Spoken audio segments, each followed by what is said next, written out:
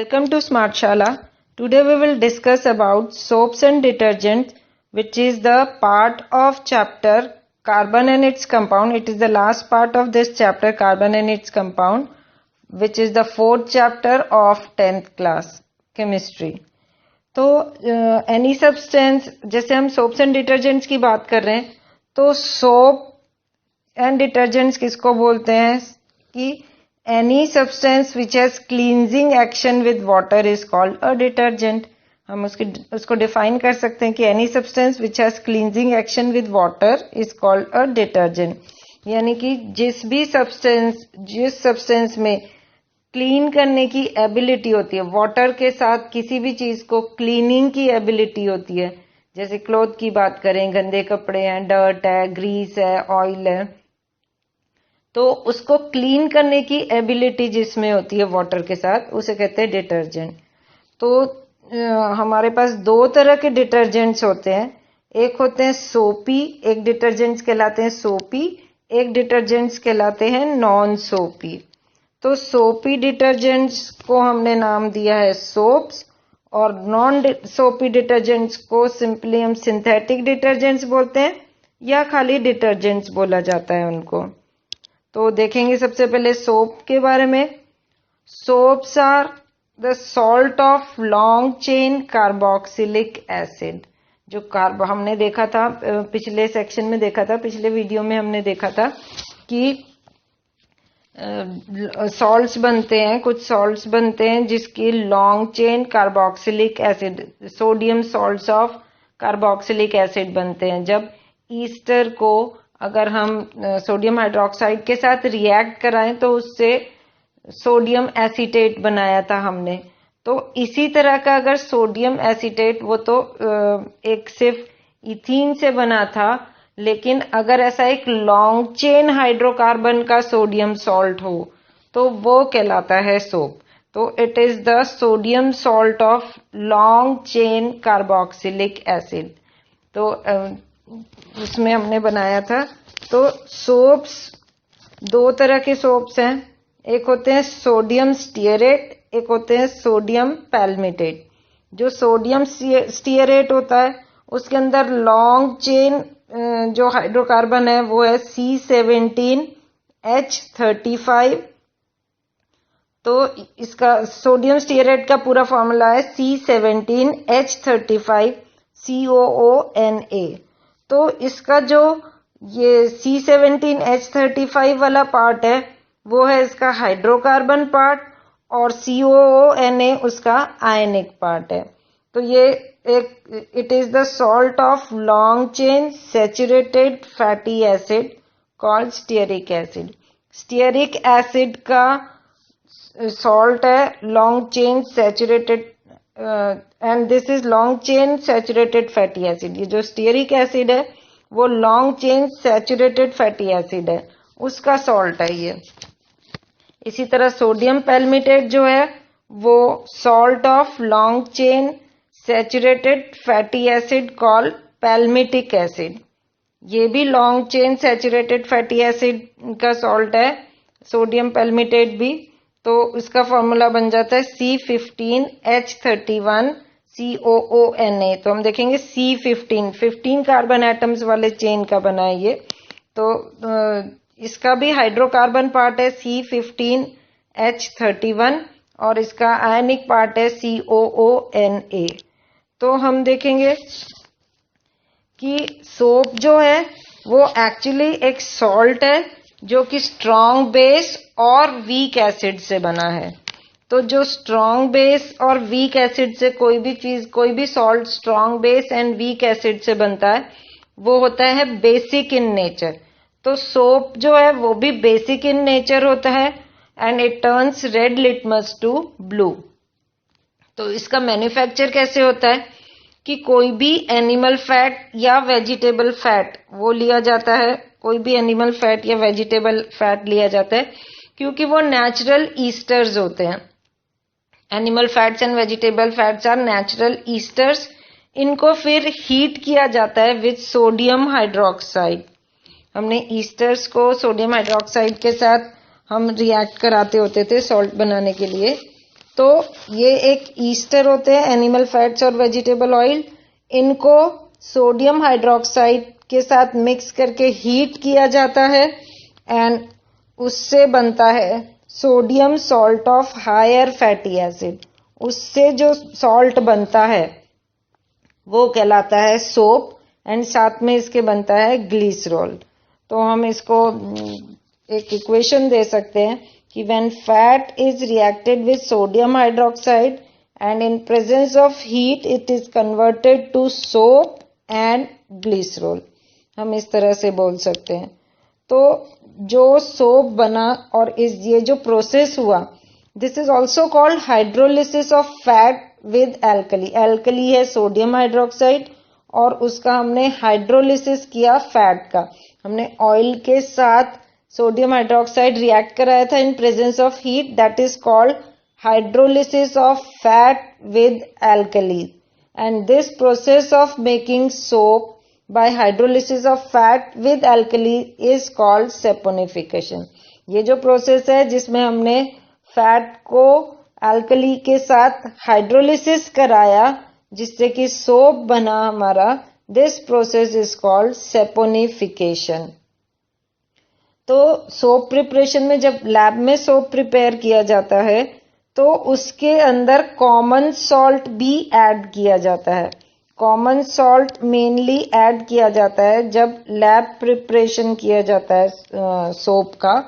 तो common salt का क्या रोल होता है सोप प्रिपरेशन के टाइम, कि वो सॉल्यूशन में से सोप को प्रेसिपिटेट आउट कर देता है। जो हमने सॉल्यूशन बनाया है यहाँ पर वेजिटेबल ऑयल या animal fat with sodium hydroxide, उसका जो सॉल्यूशन बनाया था हमने, तो उस सॉल्यूशन में से सोप को अलग से प्रेसिपिटेट करा के ये निकाल लेता है। कॉमन सॉल्ट जो नमक होता है वो हम डालते हैं जो कि सोप को इजीली प्रेसिपिटेट आउट करा देता है, उसके कर्डली स्ट्रक्चर कुछ बना देता है। तो उसको हम आराम से अलग कर सकते हैं सॉल्यूशन में से और फिर उसको हम अच्छे से सेट करा के उससे सोप बना सकते हैं। तो कॉमन सॉल्ट का ये मोस्ट इंपॉर्टेंट रोल है कि it precipitate out the soap from the solution.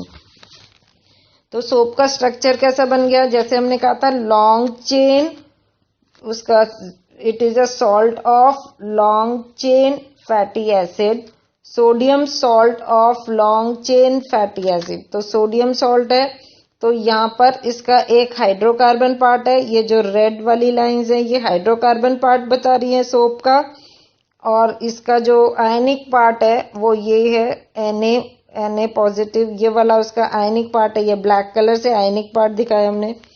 तो दो पार्ट्स हो गए सोप के, एक हो गया हाइड्रोकार्बन पार्ट, एक हो गया आयनिक पार्ट। तो ये सोप की क्लींजिंग एक्शन कैसे होती है कि जब हम सोप को वाटर में डिसॉल्व करते हैं, जब सोप को वाटर में डिसॉल्व करेंगे हम, तब क्या होगा, उसका जो हाइड्रोकार्बन पार्ट है, हाइड्रोकार्बन पार्ट इज हाइड्रोफोबिक, वो वाटर में डिसॉल्व नहीं होता। सोप का जो हाइड्रोकार्बन पार्ट है वो वाटर में डिसॉल्व नहीं होता, वो डिसॉल्व होता है डर्ट के साथ। यहाँ पर सपोज हम कहते हैं कि डर्ट है, ये क्लॉथ के अंदर सपोज डर्ट है यहाँ पर, तो ये जो हाइड्रोकार्बन वाला पार्ट है वो ग्रीस या डर्ट के साथ डिसॉल्व होता है, वाटर के साथ डिसॉल्व नहीं होता। तो वो जाके डर्ट को स्टिक हो जाएगा, डर्ट के साथ चिपक जाएगा वो जाकर, और जो उसका आयनिक पार्ट है वो आयनिक पार्ट वाटर के साथ डिसॉल्व होता है। तो आयनिक पार्ट वाटर में डिसॉल्व रहेगा तो वो वाटर की साइड पे होगा। तो इस तरह से उसका एक्शन कैसे होगा कि सारे सोप के मॉलिक्यूल्स जो हैं उसका सबका हाइड्रोकार्बन पार्ट जाके डर्ट या ऑयल या ग्रीस जो भी है क्लॉथ के ऊपर, उस पे जाके चिपक जाएंगे। सारे हाइड्रोकार्बन पार्ट उसके डर्ट पे चिपक जाएंगे और जो उसके आयनिक पार्ट है वो वाटर में रह जाएंगे। तो ये एक स्फेरिकल एग्रीगेट बनाता है, एक बड़ा सा जाल बन जाता है उसके अंदर।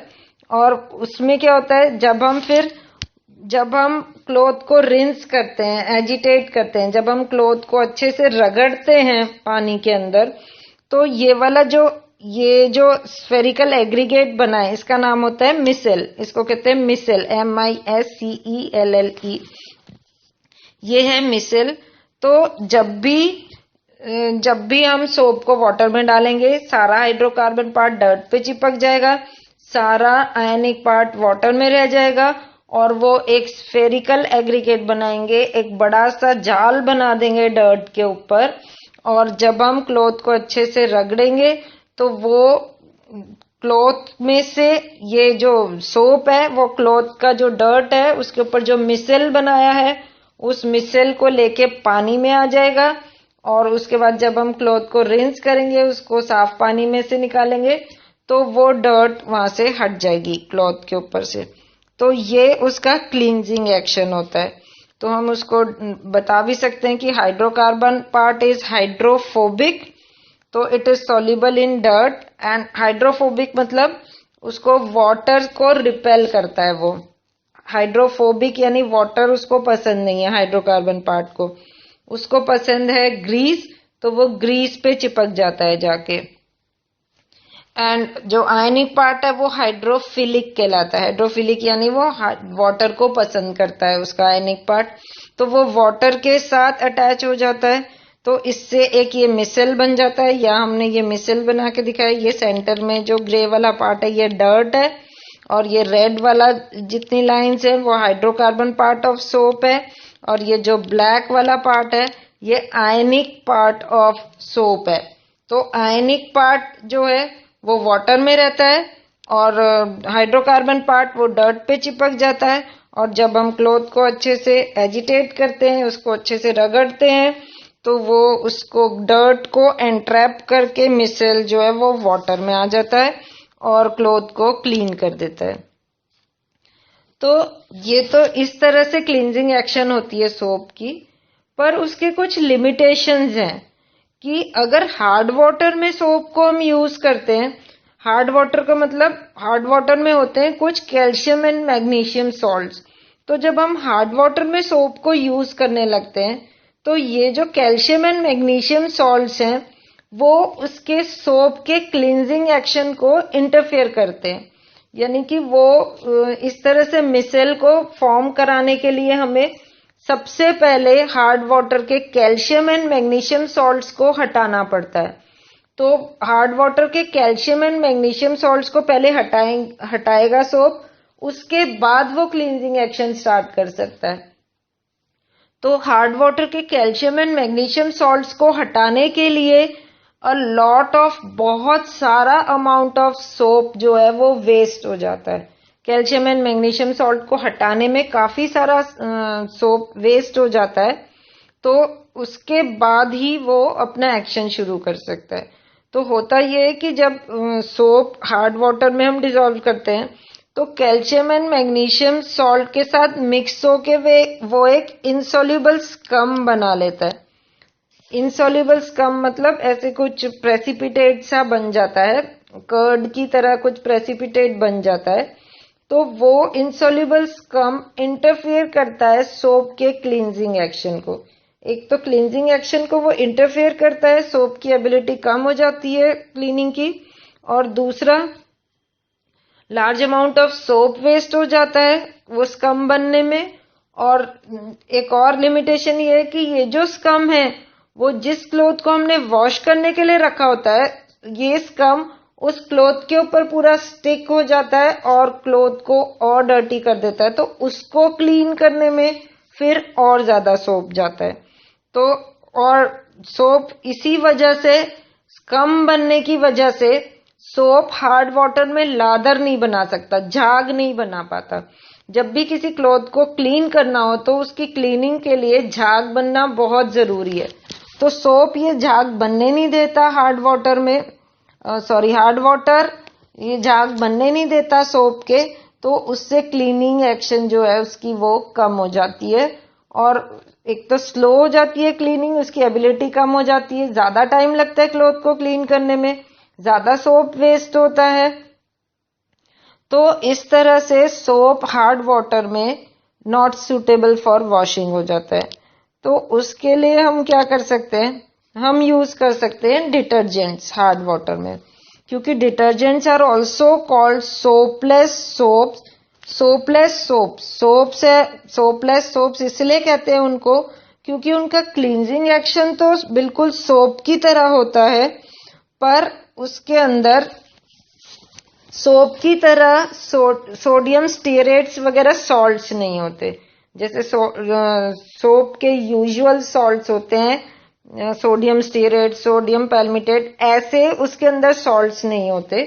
तो इसीलिए इट इज कॉल्ड सोपलेस सोप, क्योंकि क्लीनिंग तो करता है सोप की तरह, पर उसका जो कॉम्पोजिशन है वो सोप की तरह नहीं है।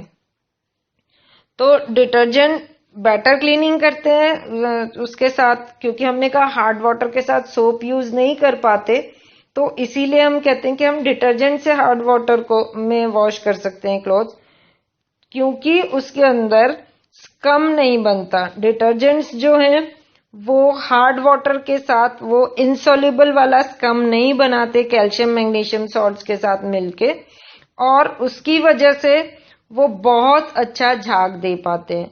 इवन इन हार्ड वाटर भी डिटर्जेंट्स बहुत अच्छा झाग दे सकते हैं, तो क्योंकि वो इनसॉल्युबल स्कम नहीं बनाते हैं कैल्शियम मैग्नीशियम सॉल्ट्स के साथ।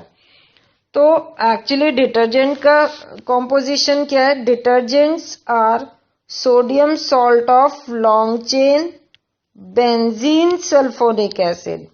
बेंजीन सल्फोनिक एसिड का सोडियम सॉल्ट है, long chain benzene sulphonic acid का सोडियम सॉल्ट है, या long chain alkyl hydrogen sulphate का सोडियम सॉल्ट है। तो detergents are sodium salt of long chain benzene sulphonic acid, या detergents are sodium salt of long chain alkyl hydrogen sulphate. तो उसका formula कैसे लिख सकते हैं, इट इज CH3CH211, यानी इतनी लॉन्ग चेन है, आप देखो 11 तो CH2 है, एक CH3, 12 ये हो गए, तो 12 कार्बन एटम ये हो गए, और एक बेंजीन के 6 कार्बन एटम C6H4, ये बेंजीन है।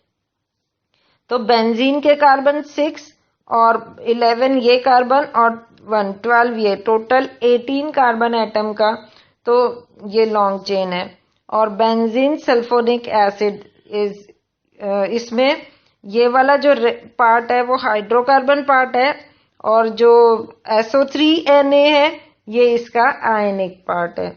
इसी तरह से एक और जो है अल्काइल वाला CH3 CH2 CH2 SO4Na, तो ये भी सोडियम सॉल्ट है। तो ये दोनों हमारे डिटर्जेंट्स हैं, ये दो तरह के डिटर्जेंट्स हैं हमारे। तो इसके एडवांटेज क्या हुआ, जैसे हमने पहले डिस्कस किया कि it can be easily used with hard water. इसकी जो क्लींजिंग एक्शन है वो हार्ड वाटर में भी बहुत स्ट्रॉन्गर है देन सोप। सोप से भी ज्यादा स्ट्रॉन्गली ये क्लीन करता है इवन इन हार्ड वाटर, और ये वाटर के अंदर ज्यादा सॉल्युबल होता है, सोप से ज्यादा ये इजीली सॉल्युबल इन वाटर होता है। बस इसका एक ही डिसएडवांटेज होता है डिटर्जेंट्स का, कि दे आर नॉन बायोडिग्रेडेबल, यानी कि वो डीकम्पोज नहीं होते। जो बैक्टीरिया वगैरह डीकम्पोजिशन कर देते हैं, बायोडिग्रेडेबल एंड नॉन बायोडिग्रेडेबल के बारे में हम अच्छे से जानते हैं। तो डिटर्जेंट्स आर नॉन बायोडिग्रेडेबल, तो ये उसका डिसएडवांटेज होता है। So that's all for today. यहाँ पर कार्बन एंड इट्स कंपाउंड का चैप्टर फिनिश होता है।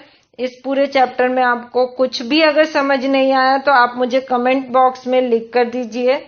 इसमें से कोई भी टॉपिक अगर आपको दोबारा समझना है या अलग से पूरा टॉपिक ज्यादा डिटेल में समझना है तो आप मुझे कमेंट बॉक्स में लिख कर दीजिए, या आप मुझे मेल भी कर सकते हैं।